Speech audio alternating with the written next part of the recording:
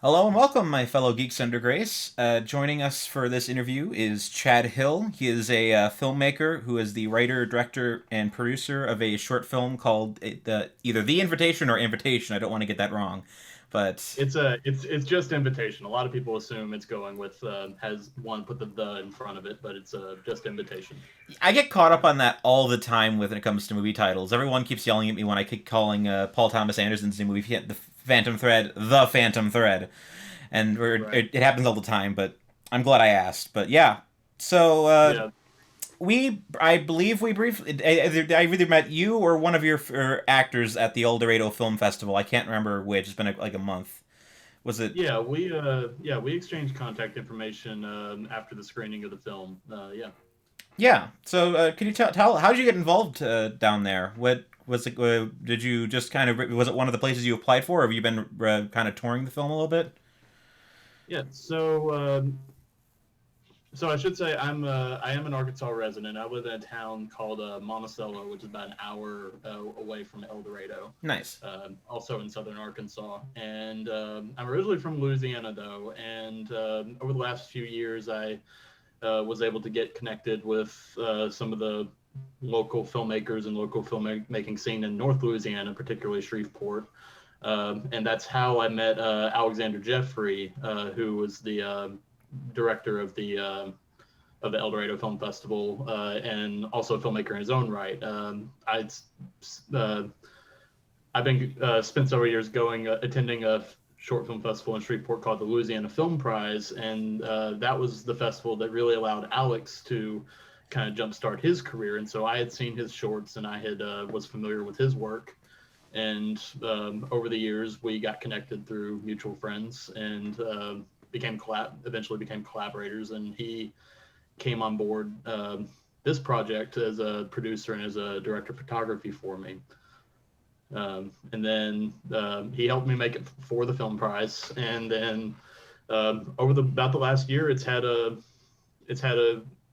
pretty solid festival tour. It's played a few different festivals, other festivals in Arkansas in addition to El Dorado, but it's also had a few other premieres, like at a Deep in the Heart Film Festival, Fort Myers Beach in Florida, and yeah, I've been pretty happy with it. A lot of the films that were at that festival really were pretty much local stuff, and that was actually really cool. Just getting to kind of see all that local history. I wasn't familiar with it. I mean, I'm from Chicago, so a lot of that kind of the area down there is not stuff is area I'm terribly familiar with. But there was a lot. I liked a lot of the just kind of getting to see the local scene down there. I mean, how have you been able to collaborate a lot with other people in that area? Just the northern. You mentioned the people obviously with the film festival, but what's it like working in film in Louisiana, Arkansas? Well, in our area, I should say that my career in film is relatively new. This was my second short film, and I made one short film before it, also in North Louisiana. And really, my experience has been that I don't know. There's a lot of small filmmaking talent, especially in North Louisiana, but Arkansas itself has its own kind of budding film circle of filmmakers and collaborators who are working on small projects and trying to get off the ground. And it's been really great to see, especially in Shreveport, when working with the Louisiana Film Prize, that they really there's really a sense of community that they want you to be there, and they want you to make your movie, and they want to help you make your movie. One of the things that I was very fortunate to have on invitation was with the film being set in a church. um, we obviously wanted to make it feel like a real church service, and so we needed extras, we needed a congregation. And that was one of the big concerns, was how we were going to be able to convince extras to show up um, to set on the day that we were shooting. And we were lucky to have I wouldn't say we had maybe like somewhere between 10 and 15 people show up to be a part of this film, and that ended up being exactly what we needed. And we were able to kind of stretch it and make it look realistic and make it look natural with that group of people. But these were people who, just like, even if we weren't feeding them, we were They were just happy to be involved, like happy to have filmmakers and have artists working in the community, and wanted to support that however they could. And I've seen some of the same community in Arkansas, particularly in Hot Springs and Little Rock. You know? So, What's your background in film then? Have you been, is it sounds like you're relatively recently kind of jumped into that? yeah. So I should say that my profession, what I studied in school and what I do for my career right now is I'm a chemical engineer, Nice. and I've always loved film though, and I really started in high school in film criticism, where I was writing movie reviews on Rotten Tomatoes, and then eventually when Letterboxd first started, I was an early adopter for that platform, and really that's what kind of lit my fire for loving film and loving movies. And I knew from there that eventually I wanted to um, be making films also. And the film criticism, as much as I loved it, it was in as much as I was learning and growing in my appreciation, my understanding of craft from that. I knew that there was eventually going to be a point where I wanted to jump into actually participating in the art itself. Sure, and you did a good job. I will tell you that much. I mean, seeing a lot of the films at the film festival, you see a lot of kind of first time filmmakers that don't quite jump into it comfortably, and I thought Mhm. you did a very good job with that. It was funny and it was really I thought it was a good insightful film, and I'm glad you were able to get into the festival because it's one of the you don't see it, going to a festival you never know what you're going to see. You're going to see 20 films that are like that's pretty good, and then there's a couple highlights, and that was one of the highlights of the festival for me. Yeah, I appreciate that. I appreciate you saying that. Yeah, it gets to the point where a lot. It's kind of cliche to say for a lot of filmmakers, especially first-time filmmakers, and they watch their first couple of films or first things that they've made. It becomes difficult to see the quality product in it. Then you only see see the mistakes, like, oh, I wish I'd done that differently. I wish I had paid more attention to this on the day. And I do have those moments whenever I do go back and watch the film still. But I've also been grateful to been very lucky to have been able to see this with audiences more than a handful of time, and it hasn't lost its power with an audience yet. It seems every audience I've seen it with has really appreciated it. So jumping into the film itself, where did the concept for this kind of come for you? Hmm. Come from for you, I should say. Yeah. Um, so my background, I've grown up in the South my whole life, and there's a certain common experience that I feel most people who are from this region have, which is they're raised in some form of Christianity. I was raised Southern Baptist, and even though I still consider myself a Christian, a lot of my adult life has been kind of expanding my faith or growing away from from some of the traditions that I was raised in, or maybe even questioning some things a little bit. And that's very much kind of where I was at when I happened to a visit a friend in New York and go to a church service with him up there. And I don't know, it was one of the first times in a while that I've been truly moved by a service at a church. And I had this. It was kind of this weird confluence of several different things happening in my mind at once. Where whenever you're around a certain experience that you've kind of had your whole life that becomes normal to you, you kind of maybe start asking questions about certain aspects of it that are familiar to you, or maybe seem kind of strange and stand out. And one of those things for me was this space around the altar call, or the invitation, as it was called in churches whenever I was growing up.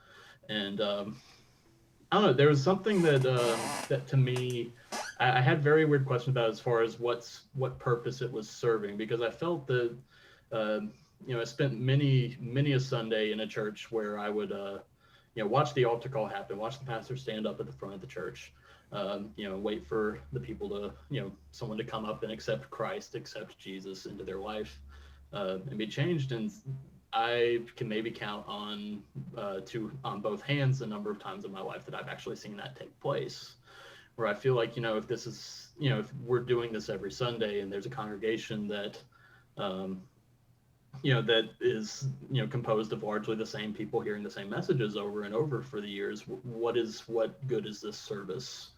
What is this space for? Is this for the congregation, or who is this really serving? And in that moment, I had kind of had those questions rush back into my mind at this particular church service, and I had this scenario pop into mind. Well, what would it look like if someone who was at the end of their rope, who had no experience in church, had no sense of decor for what this environment was how this environment was meant to be navigated and meant to be engaged with, or as far as what was normal, and had all of the barriers to their vulnerability just stripped away emotionally.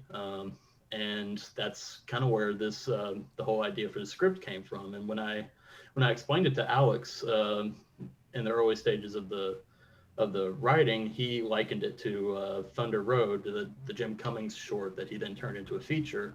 It sounded a lot like that kind of concept to him, and that wasn't originally an inspiration. But I was going, oh yeah, I guess it kind of is. So I just really built this scenario, this comedic scenario around this guy who just is spilling his guts and exposing his spirit and his inner turmoil to this group of people who is not used to hearing things as frank as what he's saying, and are not terribly receptive to it, and that including the pastor.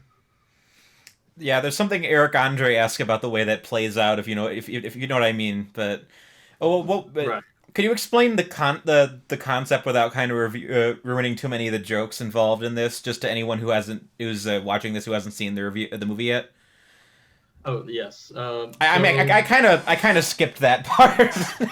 Yeah, that's fine. I totally understand this. Yeah, so Impatient is a story of it begins with Pastor Paul, who is this pastor who's been working in the church for a long time, and when we meet him, he's kind of at the end of his rope. He's a little burned out over the years, and he's considering resigning from his position, and he decides to give one more sermon and one more church service. And at this church service, he has this very emotionally distraught man come up to the front to get saved during the altar call. And as he is trying to lead him through the prayer of salvation, things don't really go as planned, or as they normally would for Pastor Paul, when Ambrose begins kind of confessing some of his darker secrets, darker and more embarrassing secrets. Like I said, Eric Andre asked, but the film kind of has like a tense relationship between how you're portraying this guy's sins, and how the main character's story arc is kind of playing out. I mean, you see this rather pathetic character, but it's played for the point of just kind of making it clear that he's kind of the butt of the joke, but it's also clear that he's really is sincerely asking for external absolution. What is the kind of balance between the absurdity and the sadness of the story? Then is it are you riffing a little bit on the idea of his redemption or faith, or is it just something that is that just kind of to throw off the audience and make it clear that then make the scenario more extreme? Yeah. Well, I should say with this film, I always knew when I was writing it, I was going to have two audiences who are going to be seeing this. One who is very distinctly non-Christian, and one that's probably is more familiar with faith and is probably used to seeing films, Christian films like this that have a faith-based message that kind of go different ways than this, or a little more saccharine, or a little more or very much have the edges sanded off of some of the thornier subject matter. And so I really wanted to speak to both of them. And there really is kind of a Rorschach test that you can see depending on where you come from, whether you're a person of faith um, or whether you're not steeped in that tradition, for your reaction to the movie. Because I did intend for it to affirm faith. I never meant this to be like a slam dunk on Christianity or on faith, or to portray Christians as evil or as fundamentally bad people. But I did have criticism for, I guess, kind of what the general attitude towards certain behaviors and certain displays of vulnerability and manners that we have, as far as like who is welcome in the church and who is accepted here. And so with that respect, when I was writing Ambrose, it was always my intent, like the I find it interesting you said that he's kind of the butt of the joke. That was really one of the things that I didn't want the source of the humor of the film to be. I wanted the film to take him and his pain seriously, and that the humor of the situation comes from the environment, comes from the other characters reacting to him. But I very much, and even though some of the things that he's confessing and the way that he's behaving is very funny and comical and very awkward, uh, I did want to take this seriously, and that was a note that I gave my actor Adam from the get go. Was like, I I want this film to treat him seriously, to treat him as real, and fundamentally needing the help that he is seeking here. And really, the arc is towards him. You know, whether the tension of the film is whether or not this pastor is going to recognize what he actually needs, and his reaction to it. Because the main tension of the film is that the pastor is this is kind of like a mechanical routine for him in the same way that it was a lot of the time whenever I was growing up, was that this was just a thing that we do, you know, just in case somebody shows up. And in that respect, I didn't feel like he was, you know, treating it seriously or with the respect that he deserves. Like, this is a very vulnerable space for people to kind of let their shame and their pride go and to go and approach someone that maybe they don't know and say, I need help, I'm messed up. And I think that's something that at the very least, at the very beginning, Pastor Paul is not attentive to. Sure, and I think that I definitely recognize that too. I just thought that when I say that I think he's pathetic and that the joke's on him, I mostly just mean that the depths of the places that the jokes take him, without going too far into spoiling it, a couple of them feel like they're kind of making fun of him, and they're making fun of the pastor at the same time. So it kind of feels like it goes back and forth between who's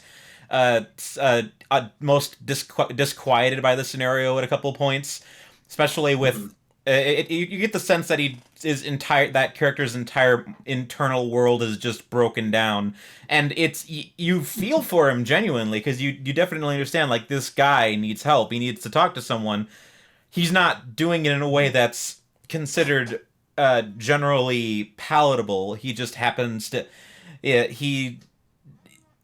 he just has a lot of problems, and the way the portrayal comes off, it kind of jumps back and forth for me, and on those moment-to-moment details. But it's obviously it's a difficult thing to kind of portray that one way or the other. You know what I mean?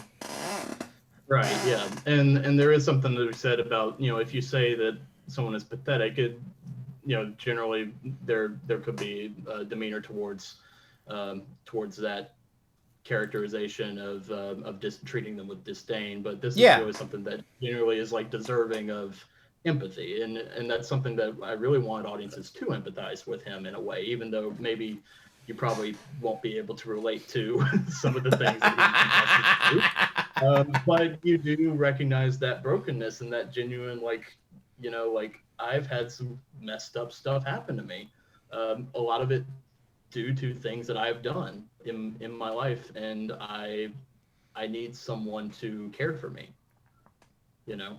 Sure. So, in terms of the production. I did want to ask you a couple things about the production. How did you end up getting in contact with these actors? Because they do an amazing job giving really natural performances with these characters that you've written. Yeah. Um, yeah, I was like I said, I was very fortunate to have a good network of people who knew really good people to go to for these parts. First person I got connected with was Bill Meyer, who plays Pastor Paul, and I met him through Alex, and he's a local of El Dorado, and he's done improv theater, and he's done you know stage acting mostly, but just by that nature, whenever I met with him and we went over the script, and just from hearing about his experience in improv theater, I knew like, okay, he's gonna be good for this. He knows what we're going for. He's got it down. And really, Ambrose was always going to be the challenging one. And I don't think I fully recognized, like, whenever I finished the script and I finished writing that first draft, I maybe didn't recognize how much of a challenge this was going to be for any actor until I started casting for it. And really, I had a few leads from some people I knew, but Adam was really the first person that I sent the script for Ambrose, and that'd be Adam Duncan, is the actor there, and he was the first person I ever sent the script, and I connected with him through a friend of mine who I'd seen him in some other film prize shorts. He'd worked with a very close friend of mine, and he appeared in some other shorts that I'd seen, but he'd always done dramatic work, and the main reason I reached out to him was just that he was kind of an unfamiliar face for some of the circles that I knew were going to be seeing this film. And when I sent the script, I really wasn't sure what I was going to get back, but he went all in, and he had it from the first audition tape. I didn't have to send the script to anybody else, because what you basically like I like to tell this story that I screwed up sending the sides whenever I sent him the script. Like, I sent him the full script and intentionally intended to pass along the passage, like, okay, only do from this page to this page, but he did the entire thing for his audition tape, like the whole thing. and he had it. He nailed it. And basically, when we showed up to set, most of the work that I had to do was as far as like regulating the energy, deciding, that roller coaster ride of the emotion that he's feeling and how he's expressing it, where he's trying to kind of bottle it back up, and when he's decides to release it big, was, there was some modulation that needed to be done there, but otherwise he found that headspace to get into for Ambrose, and he stayed there. And it was really promising, because this was even he admitted after the fact that this was really kind of unlike anything else that he's done. He's doesn't normally do comedy, and like we talked about earlier, whenever I was talking with him about the character as far as how I wanted the film to treat him and how I wanted him to play it, there's the note that the secret to that was that he wasn't playing him like a comedic character. He was playing him as a serious character, as someone who is really experiencing these things. Sure. What was the production like on the film then? Was this something? How long did it end up taking to shoot it? Yeah, so we actually this is a pretty quick shoot. We had two locations because the film is two scenes. We had the main church sanctuary, and then we also had this little office space for the pastor. And we had to shoot both of them at the same church, and we shot it, the whole thing. I say a day and a half, but it probably wasn't even that. We spent an entire day in the church, in the sanctuary itself, shooting that scene, and then we spent about 4 hours the next day shooting the part at the beginning in the office.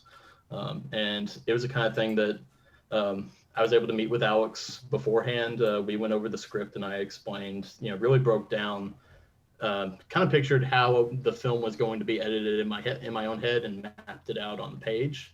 And we were able to match our shots to what I wanted, and so we had a full shot list laid out, and knew what we were doing. We were prepared and ready to go whenever we showed up on the day. And we're really lucky to have small crew, great group of people who were able to move quickly, and and both Bill and Adam had the script down, had their parts ready, and worked really great together. And it just all came together really quickly for the shoot, and was really pretty smooth. Got any good production stories or chaos? Because I mean, I've done the short film stuff, and I know that it falls apart really easily. Yeah. So we did have a little bit of a scare because, like I said, we were meeting with the church. We were shooting in a church, and because of the subject matter of the film and some of the jokes in the film, I should say that this, as far as a rating, because again, Christian audiences may not be used. You may see a church setting, it looks like a Christian film, and then whenever the jokes start rolling, some Christian audiences may be shocked and surprised to hear some of the words that are coming out, and some of the humor. I would say it probably leans into a hard PG-13 if I were going to give it a rating. And so because of that, and that we were going to be doing multiple takes, I've met with the pastor who approved us to use the church beforehand, and he didn't want to read the script, but I just explained the story, explained what we were doing, and explained the intent of it, and he just wanted to be sure that we weren't going to portray Christianity in a negative light. And I was like, oh, that's not my intention, that's not where my heart's at with this. And he was like, oh, okay, we're good. But he didn't ask to read the script ahead of time, and so that whole day when we were shooting in the church, in the sanctuary, we were really nervous that somebody, either the pastor himself or that someone from the church was going to walk in on us as we're, dropping profanity and saying some pretty crude jokes, and just kick us out. And so we were really kind of conscious of that. And at the end of the first day of shooting, after we were done in the sanctuary, the pastor actually came and met us to lock up the church, and he kind of asked how it went, and he started talking about some people who had asked to use the church beforehand for a shoot, and particularly his brother-in-law or somebody wanted to come and shoot something that was really risque and really edgy and had a lot of sexual humor and stuff like that in the film, and the pastor just said no, I'm not gonna let you do that. We don't do that kind of edgy stuff here. And I saw the look on the faces from all of my crew who were standing around listening to him talk. Just everybody went pale white. And whenever he walked away, I had my first AD come to, is just does he know? I was like, well, he didn't read the script. So so that was the thing, that the next day we got a locations agreement, and they made sure that we had it signed. Had it signed from him before we wrapped shooting for the day. But the other thing, the other thing that was a little questionable, and we were very careful about this when we were shooting, was that the first scene of the film, we meet Pastor Paul, and he's smoking out the window. And similarly, again, because I didn't read the script, that was something that that it wasn't clear that was going to be happening. And we were very careful. We kept all of that material, the cigarettes, near the window. We kept it outside, and kept all of the very important church-owned items away from where we were going to be doing the smoking. But that was still something that was very made some of the people on my crew a little bit nervous about somebody walking in on us, and maybe getting us kicked out, that we would lose the location. That's great. So do you have a plan to release this online anytime soon, or is it already available online? I didn't know what I'd love to be able to point our listeners in the direction of this when this does go live eventually. Yeah, so I would say it's probably going to be going online soon. I would say probably first of the year, around that time, you probably expect it to be available to watch for free online. It'll probably be posted on Vimeo and YouTube, the release strategy there. Cool. And when that goes live, I'll definitely get the link shared out so people can see it. But yeah, thank you so much for talking. I appreciate kind of talking to you about this. Yeah, absolutely. Thank you for taking the time to talk to me. Well, I'm always happy to get to talk about movies with people. I especially appreciate you're a Ryan Johnson fan, clearly. Well, it's a good way to screen angry people when they're listening to or watching the video podcast. So, yeah. Right. Yeah. All right. Thank you so much. Have a good night. All right. You too. Thank you.